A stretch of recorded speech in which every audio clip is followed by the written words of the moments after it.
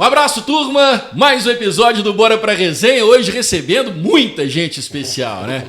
Antes de eu falar do nosso convidado aqui, que vai ser a pauta do nosso programa, a gente tem que receber aqui com muito carinho André Fiduzzi. Ele é o momento em que a arte e o artista, né? O criador e a criatura se encontram. O André Fiduzzi é um companheiro nosso que criou todas as artes para o nosso podcast, aquele desenho maravilhoso que está ali atrás. Exatamente. Tudo criação do Fiduzzi. Cara, hoje substituindo o Marcão, que não pôde estar aqui. Cara, que grande prazer ter você aqui. Era um desejo nosso já de muito tempo. Eu agradeço o convite, né? É uma honra para mim estar aqui, sentado na cadeira de Marcão também, que é um grande amigo, né? Com o Bruno. E tô à disposição de você sempre aí, Maravilha. Cara. Prazer mesmo. Obrigadão mais uma vez.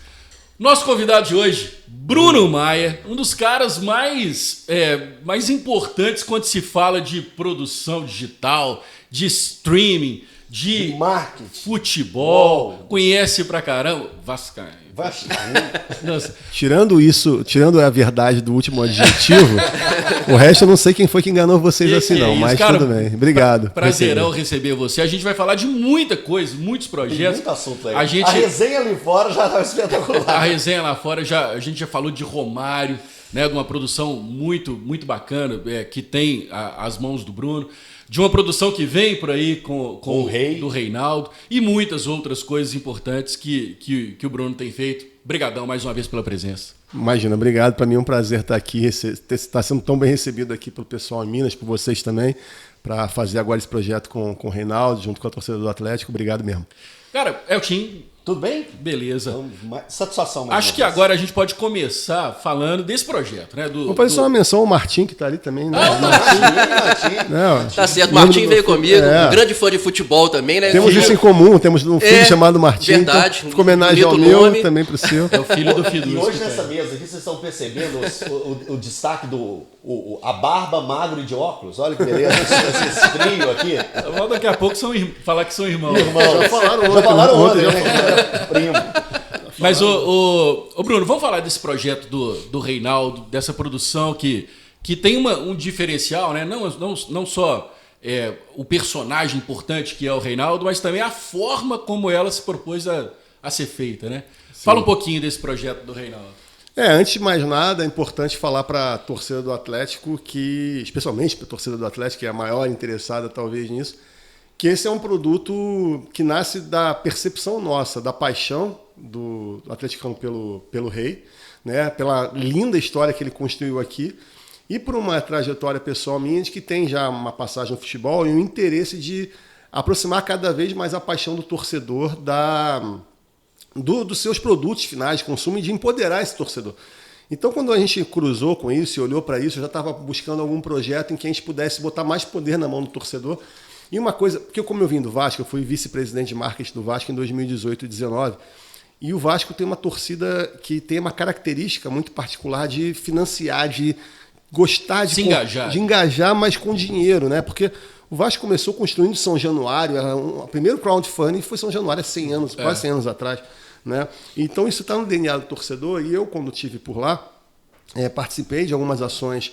A gente construiu o CT do Vasco recentemente com o maior crowdfunding contemporâneo, 2 milhões de reais arrecadados.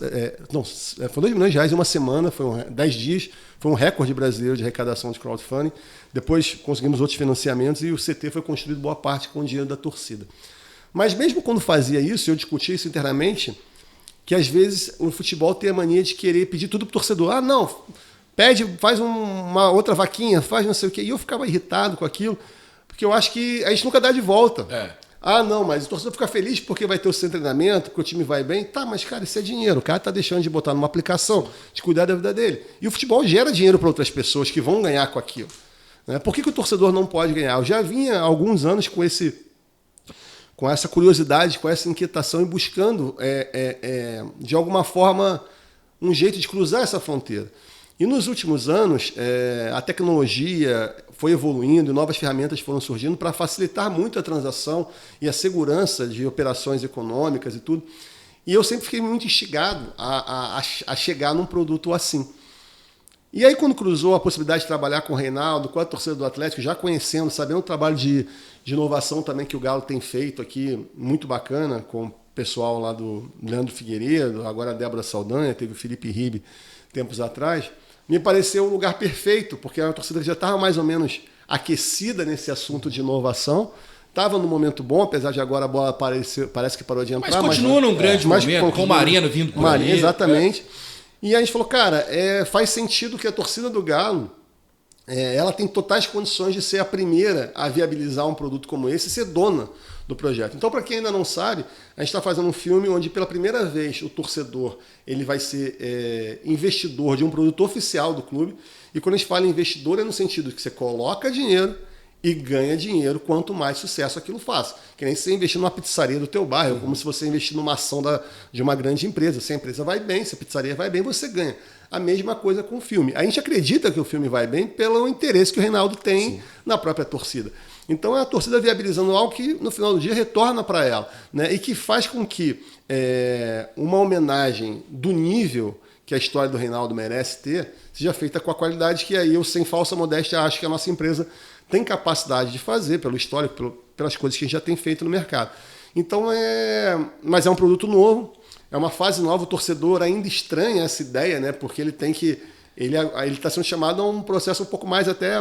Burocrático? Não, burocrático também, mas mais de segurança, porque agora é um processo regulado pela CVM, pela Comissão de Valores Imobiliários. Tem toda uma estrutura muito organizadinha, que se a gente pedisse um Pix, fazer uma doação, talvez porque ele fizesse até mais rápido. Tem que preencher. Tem que preencher, tem que botar uma foto da identidade lá e tal.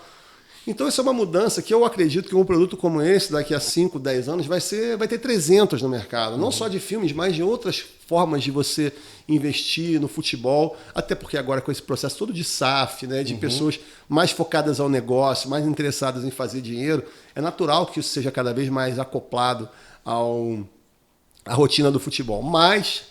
o Atlético está sendo pioneiro agora. Né? A primeira vez que um produto... Eu fico um pouco ainda tímido de falar que é a primeira vez no mundo, mas eu até agora não tenho nenhum registro de um grande clube no mundo que tenha colocado um produto específico à disposição da torcida e que a torcida é sócia daquele produto. Eu soube de alguma coisa parecida no Venezia, da Itália, que fizeram com o centro de treinamento agora, que se investe no CT e os resultados do CT, ou se o time for campeão... volta em resultado econômico, alguma coisa parecida, mas um produto objetivo, um filme, uma camiseta, uma caneca, um copo, isso a gente ainda não tinha rastreado. Então, é a primeira vez que isso está acontecendo, a torcida do Galo está convidada a fazer história mais uma vez. Ô Bruno, e tem um valor dessas ações? Como que é? A partir de quanto? Quanto pode ser esse investimento? Que é um investimento, né? Quanto pode ser esse investimento? E o objetivo é arrecadar qual valor? A gente tem... como meta, assim, começa os investimentos a partir de R$50. Né? A gente quis fazer... normalmente as plataformas, como as que a gente está usando para fazer esse projeto, elas têm um ponto de corte de investimento inicial muito maior. Né? Porque como é investimento, normalmente as empresas, quando buscam investimento, pedem valores maiores do que R$50.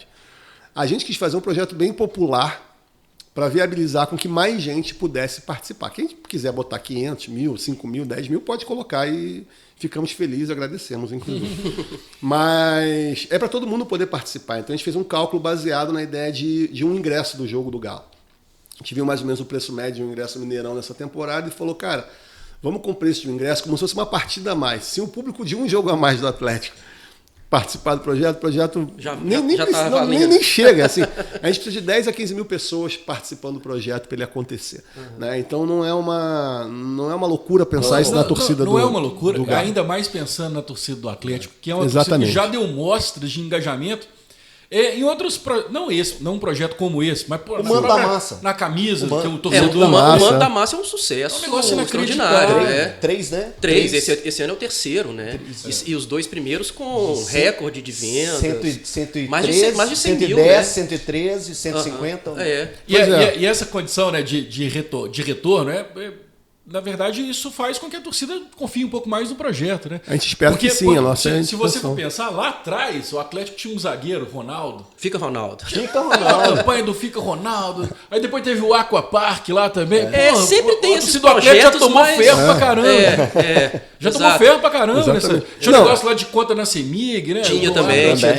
É um investimento, evidentemente, que a pessoa colocar R$50 lá, se o filme, ninguém quiser assistir o filme depois, pode ser que ela não recupere R$50 integralmente. Mas é pouquíssimo provável. Mas é muito pouco provável e, de qualquer forma, ainda que isso, no pior dos cenários, acontecesse, viabilizaria um filme que eu tenho certeza que se a gente fizesse uma doação, pedisse uma doação, a torcida do Galo faria. A gente conversou com vários torcedores antes de lançar o projeto. E é uma das coisas que eles mais falavam, assim. É engraçado, porque a gente queria valorizar esse aspecto financeiro e todos eles falavam, não, mas a gente só quer saber do filme. O que a gente vai ganhar, o que a gente vai ter. A gente não está preocupado com o dinheiro de volta. Eles queriam fazer o filme do Reinaldo acontecer legal. Né? Então a nossa preocupação, até quando eu comecei a falar aqui, de falar, cara, isso é uma homenagem da torcida do Galo ao Rei, que a gente se coloca apenas como alguém que descobriu não, mas pensou uma maneira tecnológica de viabilizar e se coloca a serviço disso.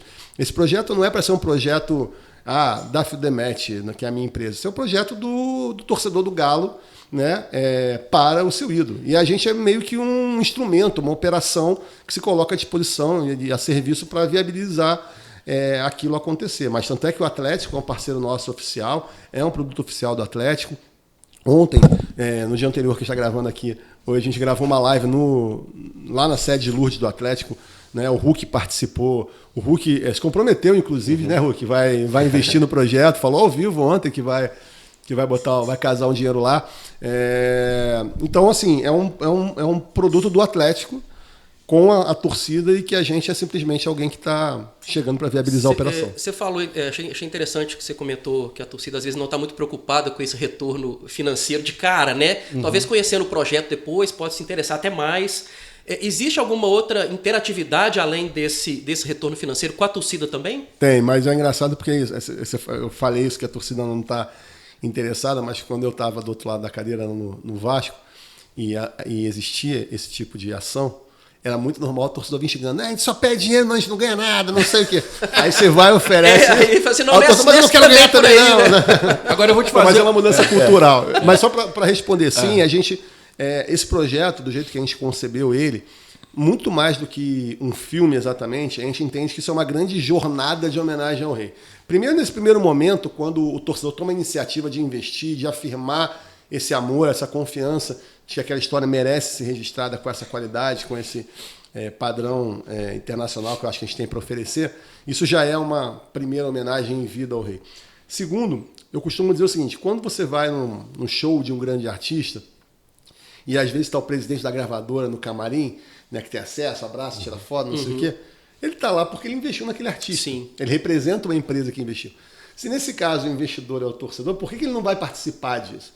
Então, desde o momento 1 do filme, da fase de pesquisa do filme, de preparação, de filmagem, vão existir dezenas de janelas para que as pessoas possam estar presentes e acompanhar isso. Como que isso vai acontecer? Essas janelas, chamei de janelas, essas oportunidades todas que vão surgir ao longo do tempo, né, a gente entende, primeiro, elas só existem porque o filme existe, porque o torcedor investiu no início. Mas elas têm um valor mesmo. E assim como eu costumo dizer que você não vai no McDonald's, se você comprou uma ação no McDonald's, você não pede um Big Mac, né, porque você é dono da ação. Nesse caso, essas experiências todas elas vão ser comercializáveis, tanto para quem tiver investido, como para quem vier a investir depois. Qual a diferença? Quem investir vai ter um a mais. Não, um desconto já grande. O investimento dele vai ser convertido de alguma forma com algumas equivalências que estão explicadas lá no site, que eu não falei até agora, reidogalo.com.br, www.reidogalo.com.br, está tudo informado lá. O cara já vai ter um desconto para poder, porque ele já investiu lá atrás e vai poder viver aquilo. Sendo que todas as pessoas que não investirem, ou se o cara quiser botar mais um dinheiro, porque é uma experiência mais cara e tudo, não sei o quê, isso volta para os próprios investidores. Isso é uma receita que o produto está gerando e que volta para quem investiu e que viabilizou que aquilo acontecesse. Se não fosse o investimento dos primeiros torcedores, dos founders, dos fundadores, que a gente chama, não existiria um encontro com o Reinaldo, não existiria a possibilidade de você ir para a filmagem do Reinaldo na van com ele, como vai existir.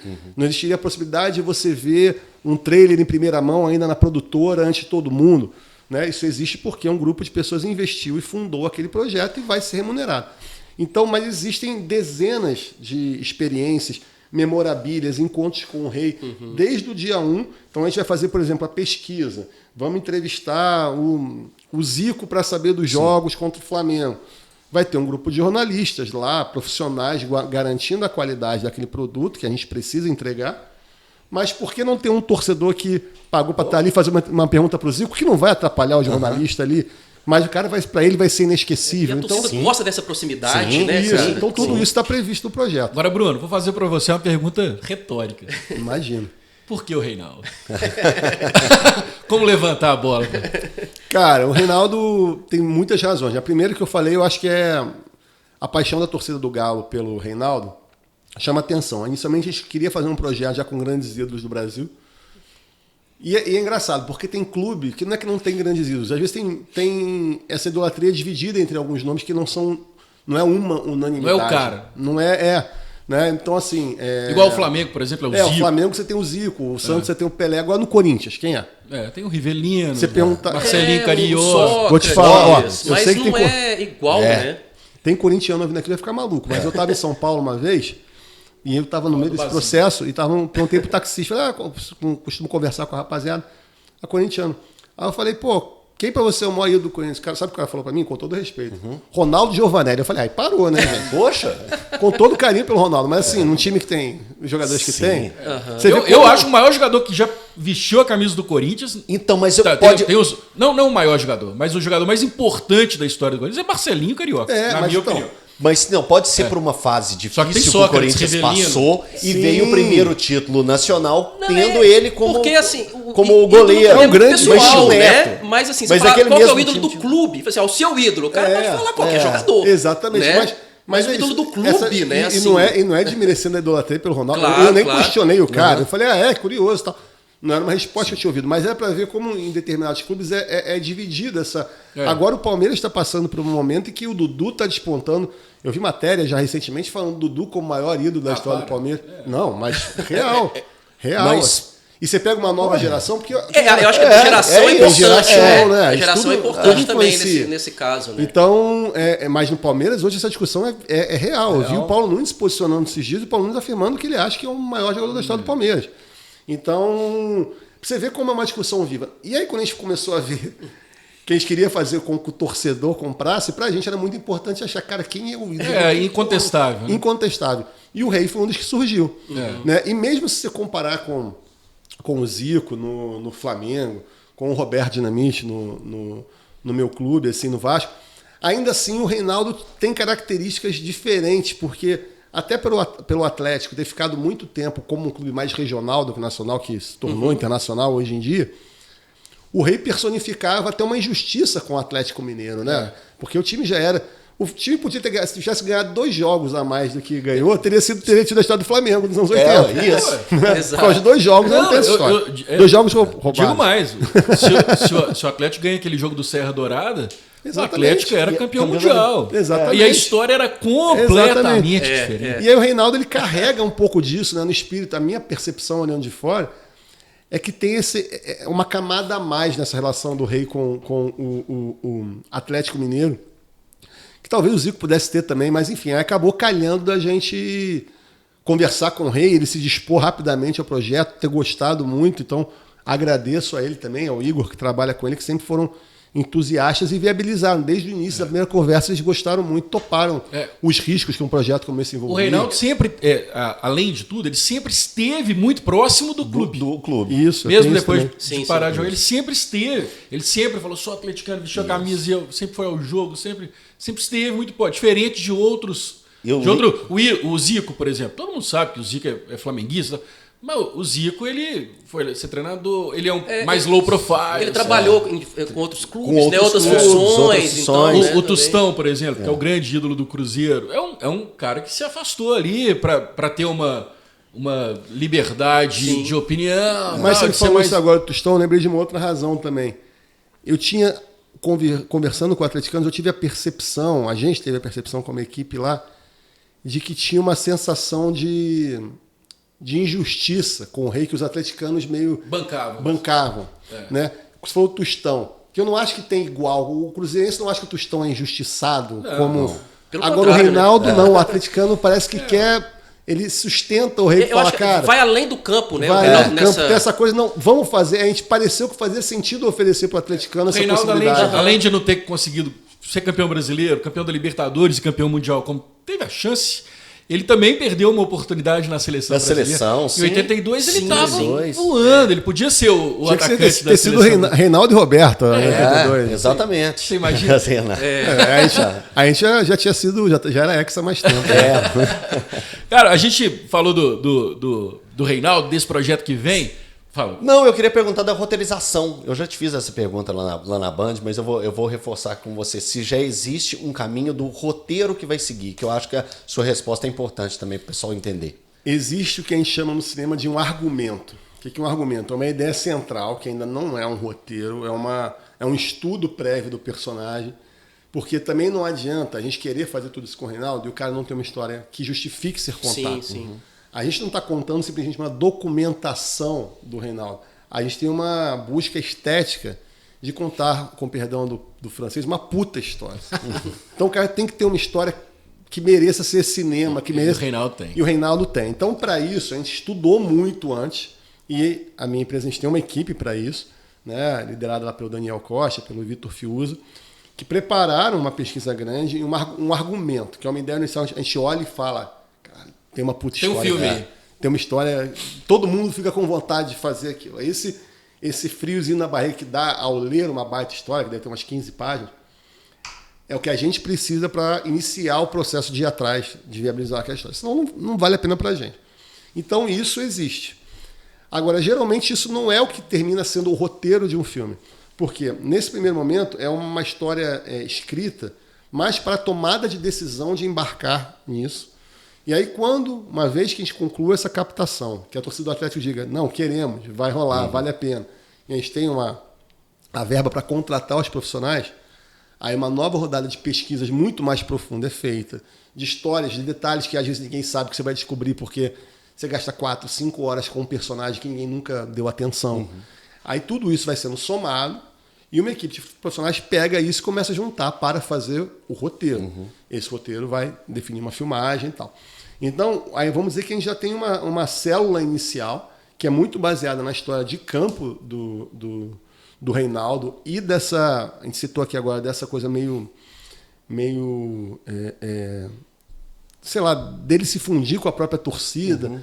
A gente falou dele chegar naquele momento de levantar o troféu com do Campeonato Brasileiro, né? Que teve um resgate, né? Da que fecha uma história dele lá exatamente. de trás, porque é engraçado, o Reinaldo... O choro dele no Mineirão. Né? Porque o Reinaldo ele começa no Atlético, né, em 71, que é o ano que o Atlético é campeão, mas ele está na base. Então a história dele com o Atlético é toda a história de não campeão do Atlético. Esse período é o período da vida do Reinaldo com maior ídolo do Atlético. O cara começa no ano do primeiro campeonato e ele só vai ser campeão de verdade em 2021. Né? Ganhou a Libertadores, só mais brasileiro, foram 50 anos. Então isso tudo está numa intenção inicial. Eu não falo que isso vai estar ou não, primeiro porque eu não sou roteirista do filme, não sei como é que isso vai ficar, e porque é muito cedo. Mas eu acredito que sim, que vai estar por aí. Mas acho que a linha central que a gente fala, que nos encanta muito, é o drama, não no sentido da tristeza, mas das curvas de emoção que a vida do Reinaldo tem, assim. Em né? todo A sentido, coisa né? Dentro e fora do campo. Dentro campo. e fora do campo, né? A mim, Bruno, pessoalmente, é uma coisa que me encanta profundamente na figura do Reinaldo, ainda mais depois de conviver um pouco com ele já, que eu já lia, já dava para imaginar, e você atesta isso rapidamente, é que quando você fala do Reinaldo, especialmente para quem não é torcedor do Atlético, das primeiras coisas que vem é o posicionamento político dele, a forma como ele sempre se fez afirmar o que acreditava num período difícil do país e tudo. E quando você fala uma coisa como essa, você pensa personagens históricos assim, você pensa personagens muito duros, pessoas muito firmes, né? Você pensa o Muhammad Ali, tá ligado? Que é um cara... Turrão, duro. E o Reinaldo é chamado de baby crack, tá ligado? Tipo assim, ele é de uma pureza, de uma ternura, que totalmente oposta à atitude que ele tem. Um cara com as características tenras dele, de inocente, assim, né? Você sente, o Reinaldo parece sempre um cara muito, muito generoso, muito puro, assim. São coisas que você, ao olhar, você jamais vai imaginar que esse cara vai bater de frente com uma ditadura militar. Não é esse cara daqui que vai. Né? E essa dicotomia eu acho linda, assim, é uma história que eu não conheço um personagem assim, em nenhum lugar. E tem uma curiosidade assim, nessa questão do Reinaldo, né, na história dele, que às vezes muita gente não entende, não conviveu, não viveu essas coisas. Eu participei de uma entrevista com ele no canal Viva, e aí o entrevistador pegou e falou assim, Reinaldo, agora pra gente fechar, pegou até todo mundo de surpresa naquele momento, qual foi seu maior adversário? Aí a gente esperando, não, Flamengo, ele vai falar Flamengo, ele vai falar a seleção argentina, que me bateu muito. Ele ficou calado. As drogas. Então, assim, paf, é um impacto, né? Um cara que tem uma história pesada, que tem uma história complexa fora de campo também. Então é um personagem que dá para trabalhar um grande filme e vocês têm nas mãos um grande personagem. A gente já conversou com ele sobre isso, já falou disso, tem aspectos muito, enfim, não tem como dar spoiler ainda, mas tem aspectos muito interessantes. A luta dele com a droga não é, por exemplo, e não vou comparar com mérito ou demérito, mas você vê a ótima série sobre o Casagrande que tem no Globoplay, a luta do Casagrande com as drogas é muito diferente da luta com o Reinaldo. A forma como um entra nisso, que o outro entra, como sai, o papel que aquilo tem na vida de cada um é muito diferente, é muito interessante também. Então, assim, eu costumo dizer, eu gosto muito desse tipo de produto, né, de histórias do futebol, tanto é que tem uma empresa para produzir esse tipo de conteúdo, que levam o futebol para além do campo, né? Eu acho que o futebol ele acontece muito mais fora do campo do que dentro do campo. Quantas horas da semana a gente passa vivendo futebol sem estar assistindo um jogo?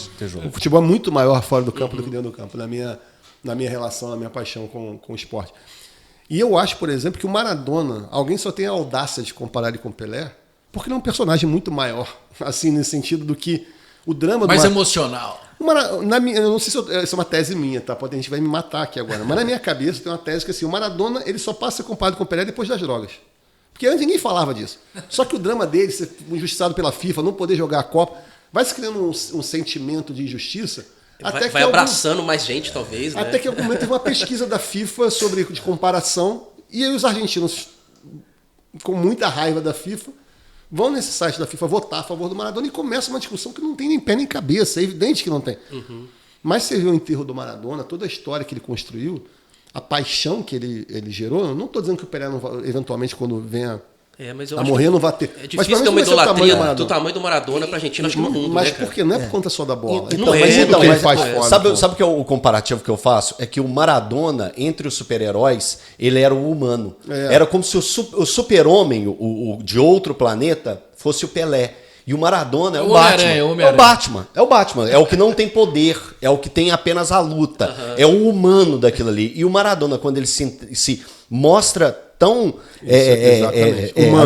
humano, se rebaixando, sofrendo com a questão da droga, muitas pessoas se identificaram e falam assim, poxa, ele é humano, ele não é aquilo que a gente imaginava. Às vezes o cara tá lá em Simão mesmo assim, mas ele pode cair de um dia pro outro mesmo, né? O poder do Batman era não foi por conta disso, mas eu tive essa mesma conversa tanto com o Romário quanto com o Reinaldo, antes de começar a trabalhar com eles.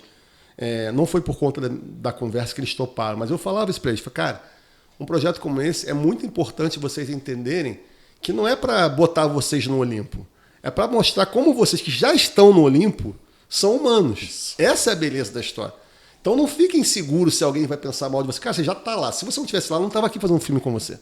Eu estou aqui porque você já é esse cara. Agora, você vai ficar muito maior quando as pessoas entenderem a dimensão de sua vida. E abrirem isso, né? Os dois não tiveram nenhuma dificuldade de aceitar, serem sinceros e expor as fragilidades.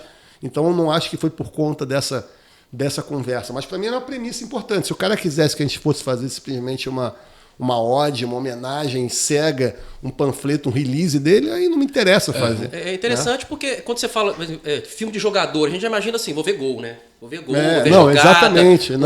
E eu acho que isso que eu acho que vai trazer o público também, é você ter contar essa história além dos gols, né? E aí com personagens, é claro que tem essa história, como você disse, eu acho que isso que vai abraçar mais a torcida mesmo. Falar, peraí, tem história que eu não conheço, tem história que eu já vi, quero ver de novo. Tem uma do Romário que é muito boa, assim, que a gente estava, ainda antes de gravar, tinha acabado de preparar uma lista de... Só para falar, o filme do Romário ainda vai estrear. Vai estrear na HBO Max. É uma série de 6 Perdi. episódios. Modéstia à parte, perdi. 6 episódios, devem estrear no início do ano que vem, 2023. Romário agora está candidato no Rio de Janeiro, então está esperando as eleições acabarem para poder separar. É uma série que fala só do Romário em campo, né? Não aborda nenhum aspecto político ou extracampo mesmo dele, fora da época da carreira dele, né?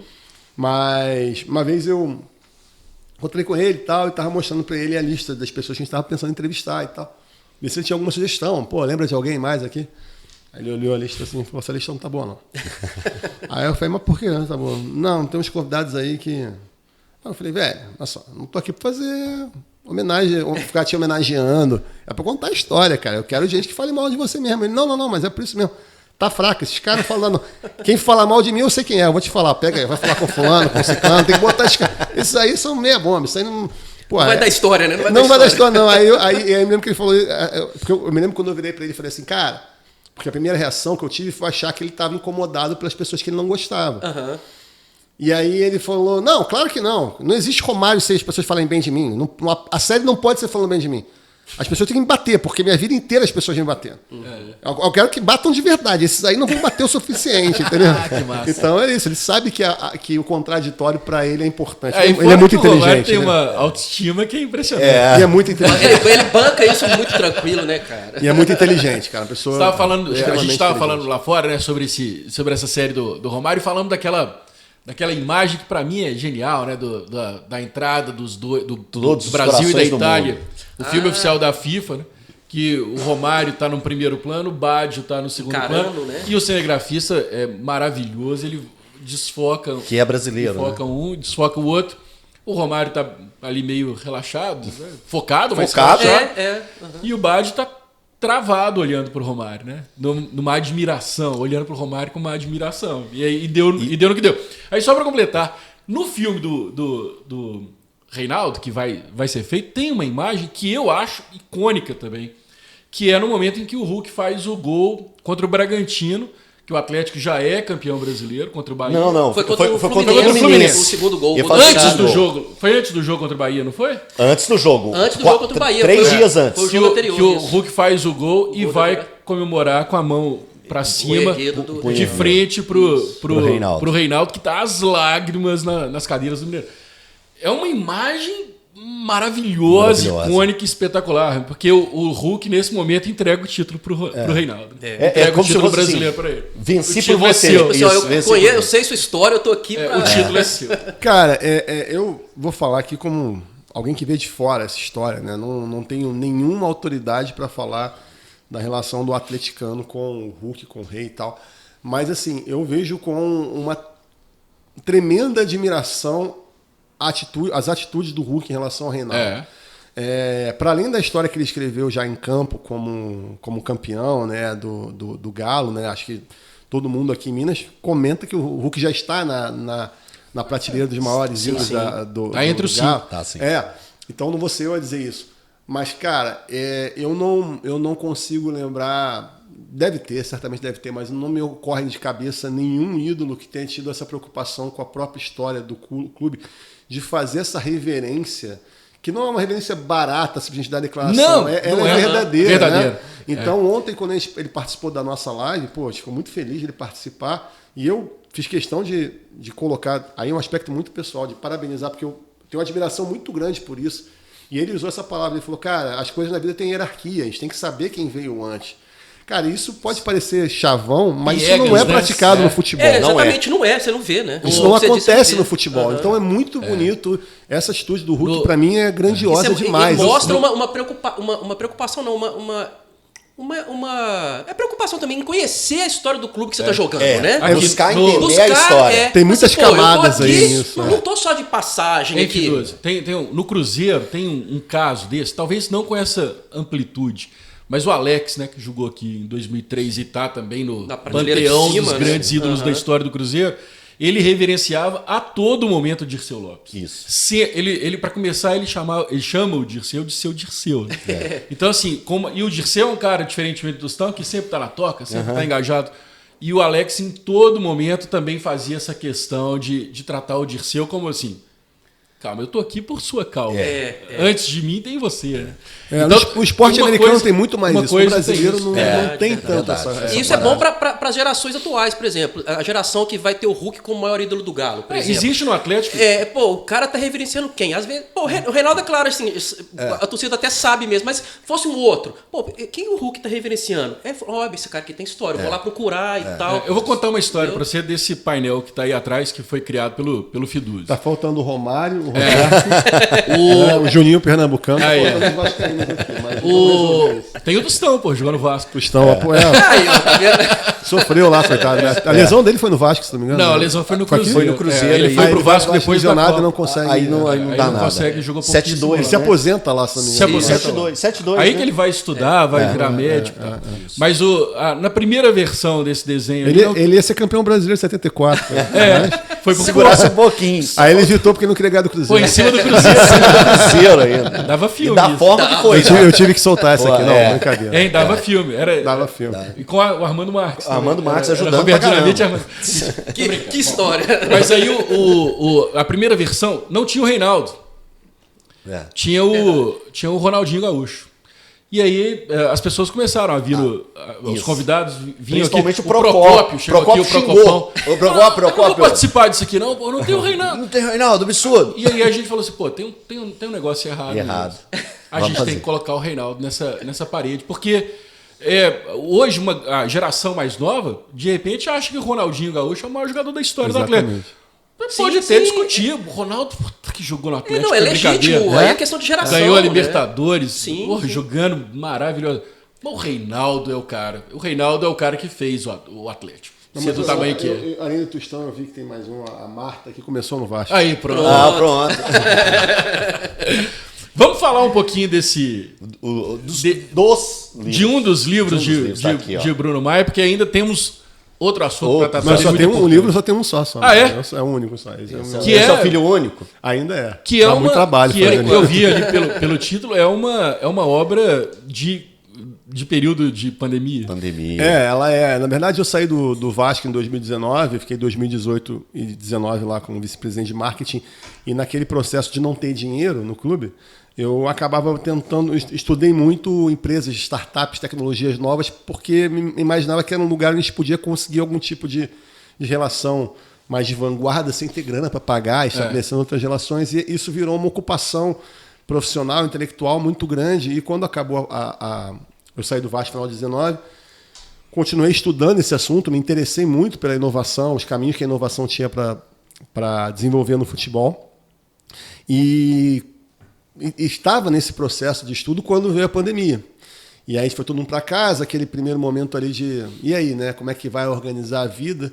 E um dos escapes, cada um teve as suas próprias histórias de pandemia, né? Uma das minhas loucuras foi sentar e começar a escrever muito sobre o que eu estava estudando. Então, esse livro foi escrito, acho que entre abril e maio de 2020, quase num tiro curto. Assim, intenso, sabe? Tipo... não foi uma maratona nem 100 metros, foi tipo 10 mil metros correndo pra caramba, assim. Não sei se esse mundo vai acabar.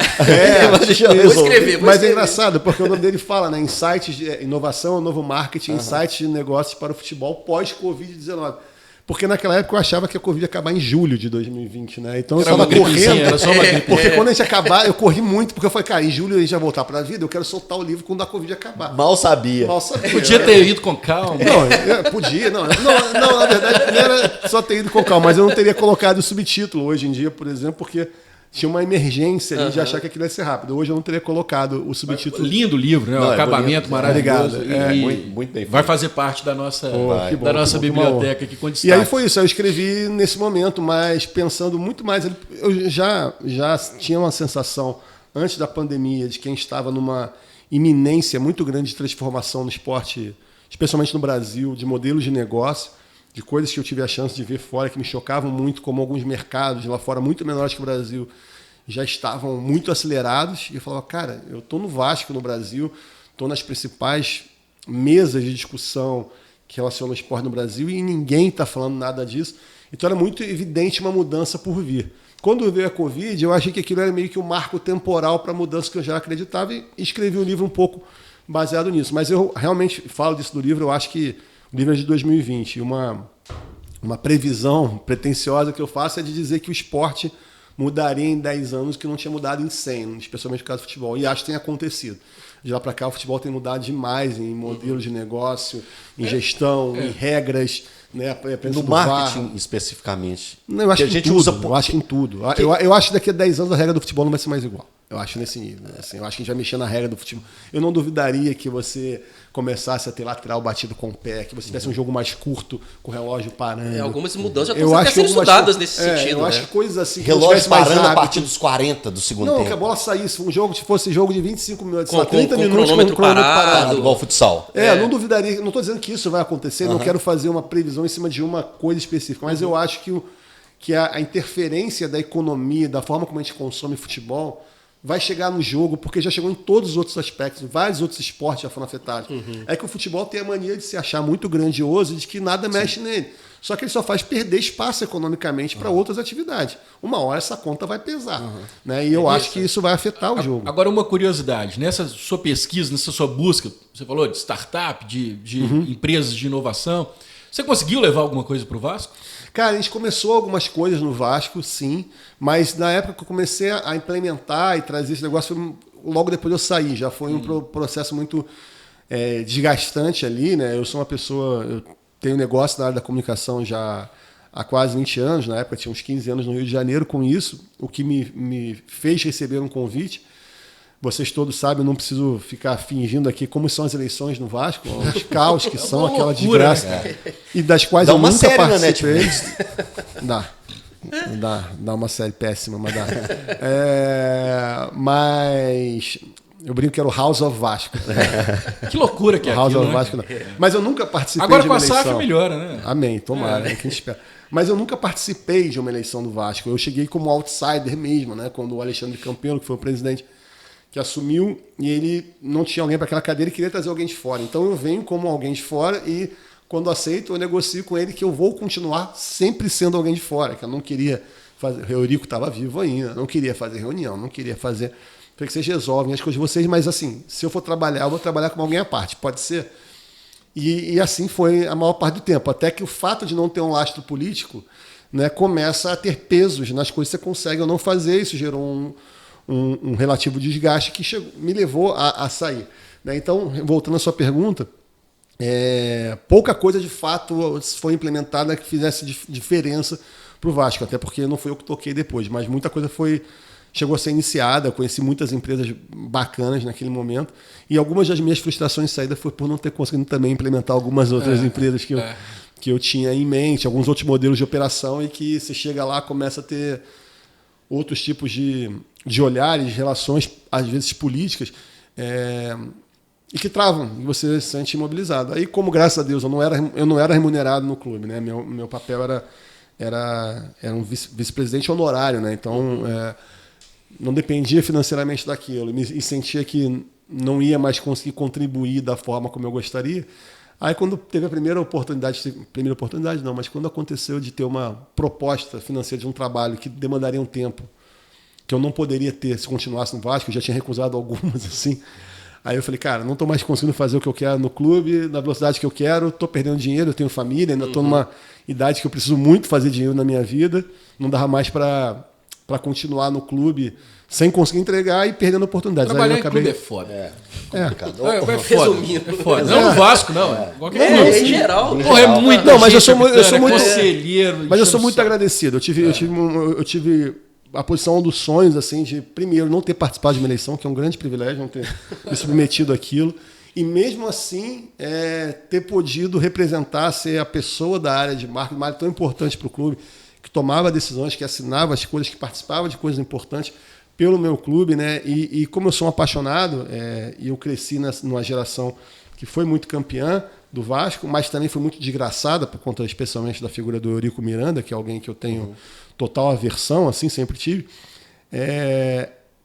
Até com um certo impulso adolescente, assim, já não era mais adolescente, longe disso, mas eu queria muito provar que era possível ser dirigente de futebol de uma maneira diferente, que não precisava ser daquele jeito, né? Eu tive uma carta do Eurico me achincalhando, que é um grande presente que eu guardo até Cara, hoje. tem que emoldurar. Emoldurar. Me esculachando. Então, assim, coisas que são importantes, assim. Lê todo dia a carta, eu tô indo bem. Mas sem querer, ele me botou no braço da torcida. Assim, muita gente passou a gostar de mim porque ele começou a bater. Mas, enfim, ele está em outro lugar que não vamos ficar falando também de quem não está aqui para se defender. Mas, de fato, eu tinha uma preocupação em... Então, por exemplo, até hoje as pessoas... Meu Twitter é cheio gigantesco porque eu achava que você podia ser transparente no futebol. Uhum. Então, qualquer decisão que eu participava, que a diretoria tomava, mesmo quando eu era voto vencido, eu falo, cara, eu estou aqui, a diretoria tomou, eu faço parte de um grupo que responde, por isso que a torcida está pé da vida. Uhum. Tem que falar com os caras. Eu tinha visto que não tinha sacanagem na decisão, sabia que pessoas pensavam diferente, eu não concordava, perdi. E eu me expunha, eu respondia um por um no Twitter, que nem um maluco, fazia um saque daquilo, porque eu achava que era importante um clube de futebol tratar com transparência as suas decisões e eu olhava assim e falava, cara, vocês estão com medo de falar o quê? Alguém fez sacanagem aqui? Eu não fiz. Se eu não fiz sacanagem, eu vou falar. O cara... Meu irmão, você tem que saber falar, saber se comunicar. E eu vou lá. É meu trabalho, eu sou profissional de comunicação. Eu me sinto obrigado a fazer isso. Então, para mim, cara, foi um grande privilégio. Eu saí de lá com muito carinho da torcida, óbvio, sempre tem gente que discorda. Mas, cara, a minha taxa é muito pequena. Assim, eu até hoje, eventualmente, vou em estádio. A minha mulher fica... O que é isso? As pessoas vêm, abraçam, tiram foto. Eu falo, pois isso é o Galo, é o Vasco, é o Cruzeiro. São grandes clubes, são assim. Bruno, você trabalhou no Vasco no período da tragédia do Ninho, do Urubu. Então você teve alguma relação com a bandeira do Flamengo? Toda? Eu queria que você contasse essa história. Eu queria como que foi... Porque... De uma forma geral, chocou um pouco. A gente aqui ficou chocado, imagina o Rio. Ainda é um assunto que me emociona até hoje, cara, de falar, porque sei lá, cara, quando um negócio daquele acontece, pra mim, a minha visão de futebol, como eu falei, o futebol, a maior parte do tempo, ele é fora do campo, ele não é no campo, né? Quando o negócio daquele acontece, é muito próximo, cara. Quando você tá vivendo o dia a dia do clube, né, aquilo é muito próximo. E você imaginar, visualizar tanto a tragédia, sobretudo a tragédia das pessoas que perderam aqueles meninos, né? Quando você saber a dor das pessoas que estão ao redor, que eventualmente se sentem culpadas porque fizeram ou não fizeram alguma coisa, quando às vezes não tem culpa nenhuma, algumas não têm culpa nenhuma. Quando você pensa nos funcionários que continuam ali, é uma cadeia de efeitos, de sensação, assim, sabe? Que pega muita gente e chega em você, inevitavelmente. Então aquilo foi, especialmente no Rio de Janeiro, para quem estava no futebol, muito traumático. Eu tinha estado com o presidente na época, Alexandre Campelo, numa reunião na CBF na véspera. Foi quando a gente conheceu o Landim. Landim, você apertou a mão e tal. Foi ou na véspera ou na antivéspera. Não foi mais que 2 dias antes. Aquela diretoria do Flamengo tinha acabado de assumir lá. Cara, eu não sei dizer. É muito forte. Assim. Se tivesse com o Fluminense, com o Botafogo, com bom sucesso, com qualquer clube no Rio especialmente, teria pegado muito forte. A comoção era muito verdadeira, a gente estava muito abatido, todo mundo muito, muito chocado. Aquela sensação de falar, o que eu posso fazer nessa hora? Né? Que nem quando todos nós já passamos por algum amigo que perdeu antes, você não sabe o que fala, não tem o que falar naquela hora, né? Mas todo mundo fica com a sensação de que será que eu posso fazer alguma coisa, né? E ali, naquele momento, de fato, a comoção era muito grande. E a gente se sentiu obrigado a institucionalmente se posicionar. Não foi uma reação imediata. Eu acho que entre a morte dos meninos e o jogo do Vasco, para quem não sabe, foi o jogo que o Vasco entrou com uma bandeira, com um petzinho que era a bandeira do Vasco abraçada com a bandeira do Flamengo, e ficou na história como o dia que o Vasco botou a bandeira do Flamengo no seu uniforme, né? A gente começou a pensar o que a gente poderia fazer que tivesse um respeito, que não fosse oportunista, que tivesse não é um bom gosto só no sentido estético, mas um bom gosto de saber como lidar com a delicadeza forma, né? Daquele momento, né? Então acabou que aconteceu, o futebol carioca foi parado por alguns dias, não lembro quantos dias, e pela reorganização da tabela, o Vasco foi o primeiro a voltar em campo. Era Vasco e Resende, uma semifinal de Taça Guanabara, se não me engano. Taça Rio, não lembro. Taça Guanabara. O Vasco ia jogar primeiro, no dia seguinte tem um Fla-Flu. E aí, cara, a gente ia voltar ao futebol, né? E a gente tinha pensado algumas homenagens, eu não lembro direito tudo que a gente tinha pensado, mas a gente tinha pensado em coisas até mais ostensivas, mais fortes até visualmente, mas a gente achou que talvez ficasse meio pudesse parecer apelativo ou Oportunista. Né? E aí eu me lembro que eu liguei para o Bruno Spindel, que na época era... Não lembro qual era o cargo. O Bruno já passou por todos os cargos do Flamengo. Você está como CEO, eu não sei o que ele estava na época. Primeiro para pedir autorização. Eu falei, cara, eu acho que assim, os mortos são de vocês. Se vocês não quiserem que a gente faça nada, a gente não vai fazer nada. Não acho que a gente tem o direito de tirar do Flamengo ou pretensiosamente parecer que está dividindo o protagonismo numa tragédia que, sobretudo, é de vocês. Né? Mas a gente pensou em fazer isso. O Bruno ficou muito emocionado, deu apoio para a gente. Não sei se já contei, já deve ter contado, não sei se já contei, mas não vou contar aqui a primeira vez. Tinha uma camada a mais naquela homenagem que não aconteceu, porque o Wesley, que era zagueiro do Vasco, primo momento, de um dos... Ele era primo de um dos meninos que morava com ele na época. Ou tinha morado com ele, não lembro exatamente. E aí eu pedi... O Wesley foi do Atlético. Irmão do Natan. Agora ele está um time na Série B, jogou até no Vasco esses dias, não lembro onde ele estava. Eu pedi pro Bruno uma camisa do Flamengo com o nome do sobrinho do Wesley e falei pro Wesley, se ele quisesse, podia entrar em campo com a camisa do parente dele. Do sobrinho dele. Tá no CSA. Tá no CSA. E aí ele agradeceu, ficou muito honrado. Então, tipo, houve a chance de ele entrar com a camisa do Flamengo, que seria mais radical ainda, né? Mas eu falei para ele, cara, a diretoria tá contigo, é com você. Se você quiser, tá aqui, isso é um presente da diretoria do Flamengo para você. Em homenagem e tal, a gente sabe o que está passando, se você quiser homenagear, fica à vontade. E ele preferiu não fazer, o que eu acho que ele fez certo hoje em dia. Também. Acho que ele fez certo. Acho que a gente, óbvio, tinha uma certa comoção nossa que podia passar do ponto ali. Eu não acho que foi um erro, acho que a gente, na minha opinião, a gente fez a melhor coisa, que era dar a ele a opção. Mas acho que teria sido muito arriscado para ele fazer aquilo e talvez desnecessário. E ele optou por não fazer. E aí, enfim, mas a gente colocou essa bandeira, o Bruno deu ok, falou que por isso tudo bem. E aí a gente chegou a pensar também em entrar com o nome dos jogadores do Flamengo na camisa. Isso a gente optou por não fazer, falou pro Bruno, cara, a gente não vai fazer porque eu imagino que vocês vão fazer algo muito parecido.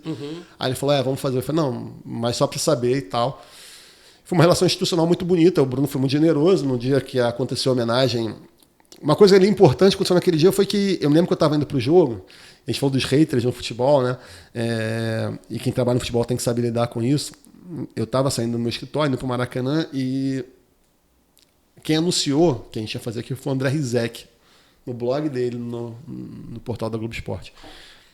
E ele postou, o Rizek, eu estava saindo, no tempo que eu estava indo para o Maracanã.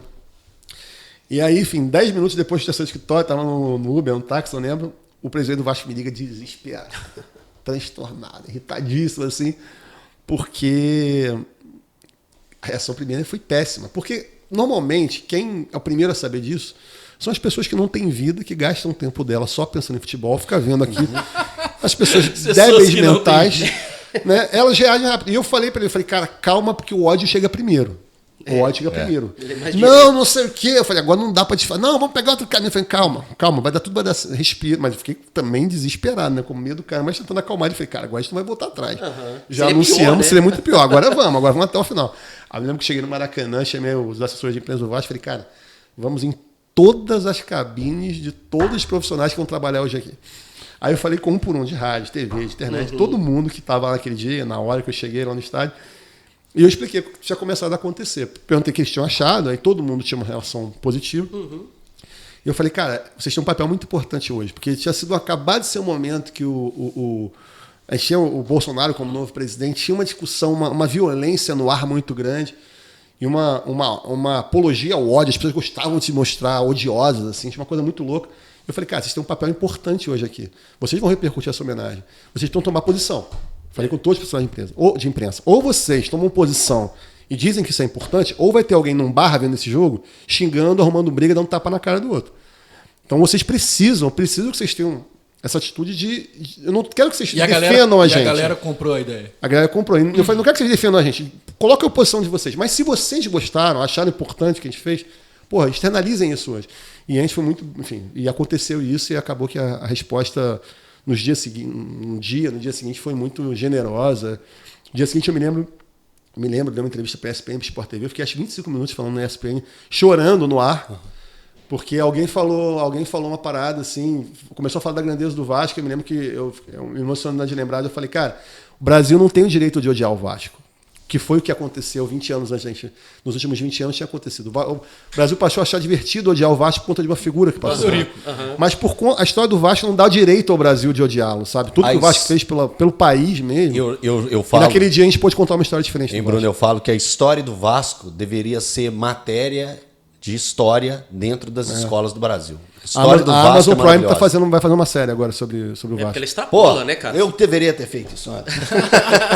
Mas é isso. A história extrapola o futebol, né? Foi a primeira vez em 20 anos que o Vasco ficou 25 minutos. E aí, porque quando a gente fez isso, as TVs começaram a contar a história do Vasco.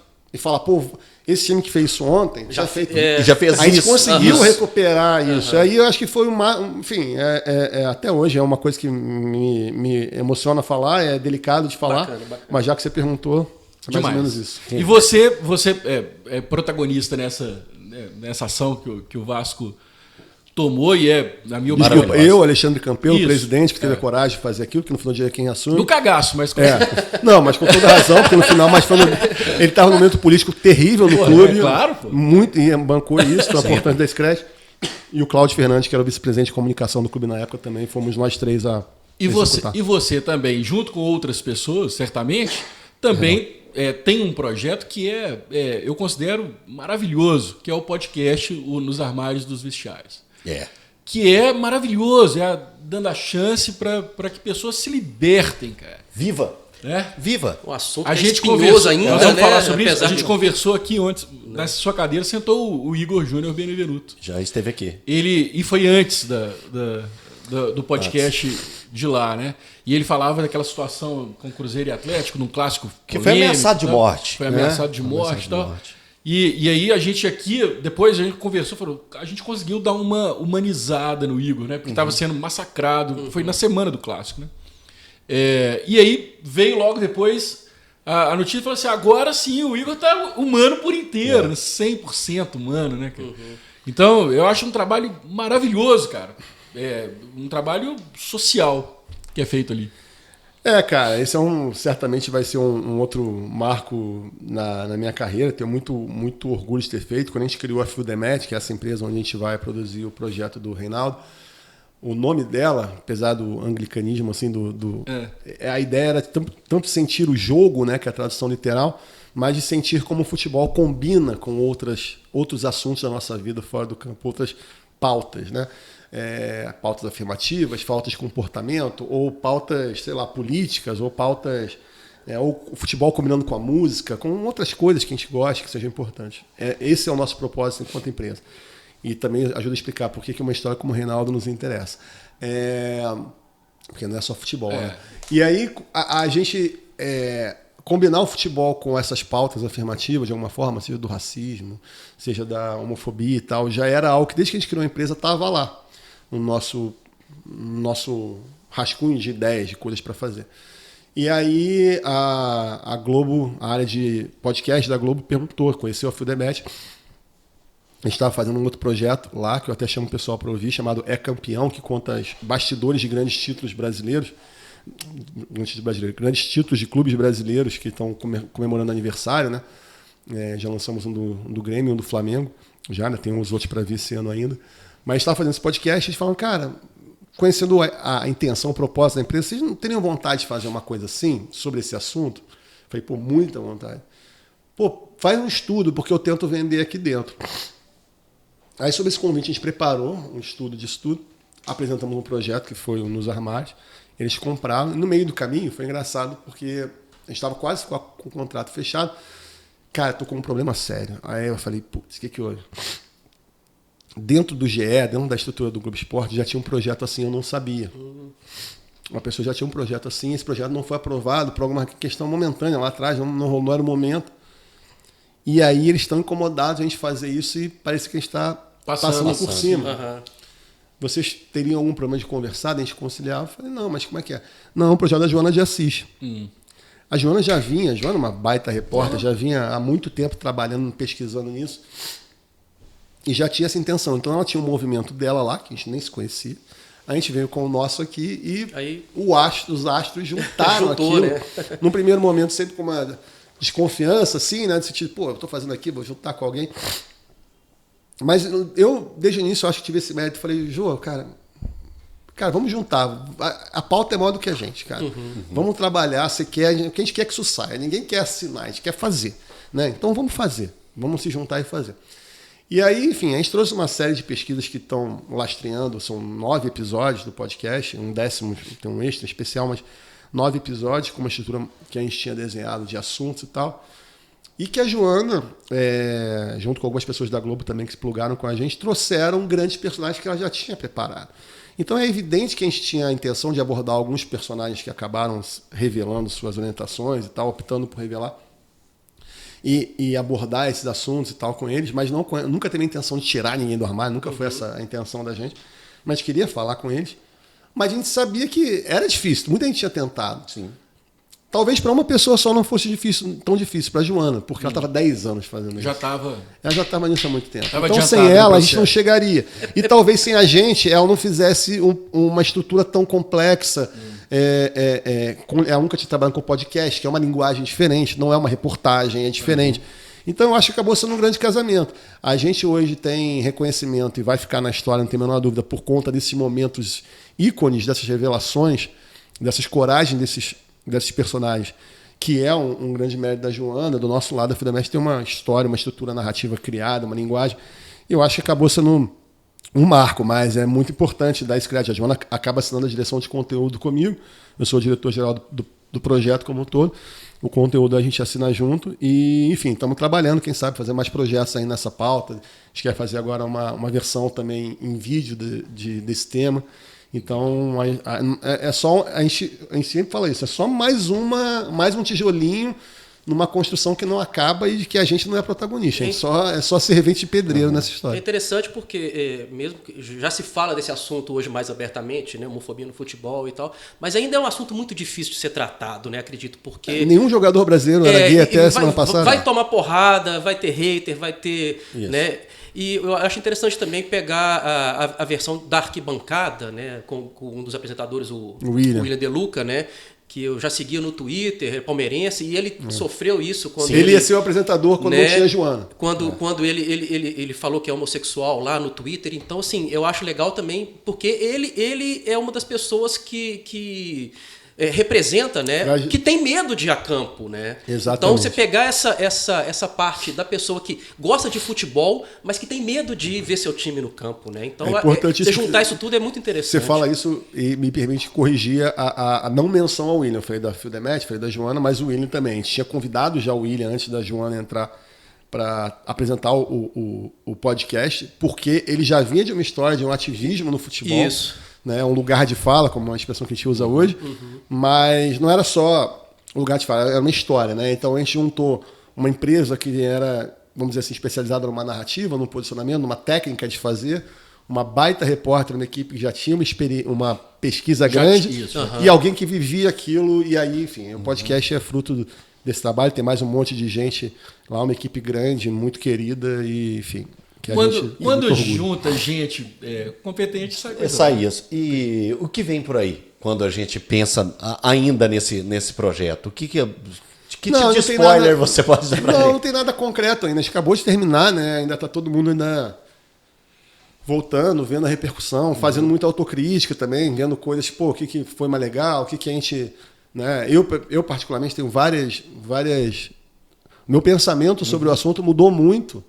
Antes de começar, enquanto fazia, teve episódio que a gente fez e que eu via o roteiro, a gente aprovava, gravava, e teve um episódio que eu tinha passado por todas as fases, né, de aprovação. Todas e aí eu já tinha ouvido, inclusive, o material para aprovar o áudio antes de subir na plataforma, e aí, quando subir na plataforma, até por vaidade, às vezes você pega, eu ia correr, botava no Spotify, eu via de novo pela 18ª vez.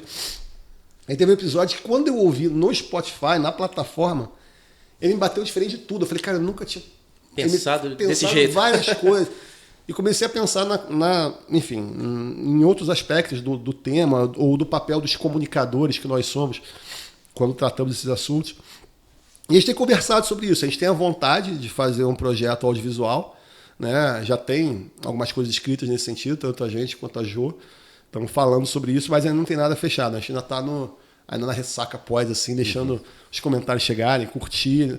curtindo um pouco, mas ainda é aquela semana depois do título que tira um pouco da perna, sabe? De ressaca. Não, mas eu nem tiro a perna, porque tem o projeto do Reinaldo aí, ó, todo vapor, já, chamando a gente para trabalhar. A ressaca sua é curtida, A gente indo para Minas Gerais. A gente ganhou o título de uma competição, mas tem uma Libertadores aqui rolando ao mesmo tempo. Dá tempo nem de pensar muito. Tá curtindo o título, vindo para Minas Gerais, dando entrevista à noite, à tarde, de manhã. Mas aí é a parte boa, é a parte boa. Bom demais. Bruno, eu fico muito feliz de saber desses projetos, além disso, dos resultados que já existem, né? E da qualidade do seu trabalho. Muito bom. Por onde você bota a mão ali, sai coisa boa. Então, obrigado. Cara. Então, é muita honra pra gente. É uma música dos anos 80, só que era tudo que ela toca vira ouro. É uma honra pra gente receber você aqui para falar desses projetos e volte quando o filme do Reinaldo tiver para com certeza. Para ser lançado. Uma honra. Obrigado pelo convite. Vai parecer um chavão, mas é verdade, né? Ninguém faz nada sozinho. Eu tenho a sorte, eu acho, de gostar muito das coisas que eu faço e fazer com muito carinho. E acho que acaba traindo a confiança de gente boa, tanto para trabalhar junto e que me permite entregar e chegar nesses lugares, quanto de pessoas como vocês também, de abrir espaço para que a gente possa falar. Porque também, sem a repercussão, sem a confiança que pessoas como vocês acabam transmitindo, o trabalho fica pela metade. Porque a gente não faz isso para a gente, que nem eu falei, para ficar ouvindo enquanto corre lá. A gente faz para chegar nas pessoas, né? Então, essa amplificação, essa validação, essa confiança que as pessoas vão criando no meu trabalho, no trabalho da Fidemet, das pessoas ao meu redor.